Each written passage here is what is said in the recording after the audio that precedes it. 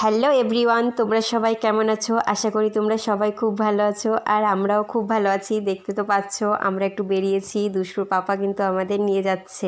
আজ কিন্তু দুষ্টুর পাপা আমাদের অনেক কিছু কিনে দেবে। তো আমাকে কি কিনে দেবে সেটা আমি তোমাদের সঙ্গে পরে শেয়ার করব, এখন সেটা শেয়ার করা যাবে না। আর অনুস্মিতার জন্য কিন্তু আমরা কী কিনেছি তোমাদের সঙ্গে সবটাই শেয়ার করব। কিন্তু জানো তো, ওইখানে গিয়ে অনুস্মিতা এমন দুষ্টুমি শুরু করেছিল যে আমি কিন্তু মানে যেখানে যেখানে আমরা গেছি অনেক জায়গায় আমি ভিডিও করতে পারিনি, কী কী কেনাকাটা করছি সেগুলো আমি তোমাদের সঙ্গে যে শেয়ার করব সেটা আমি পারিনি।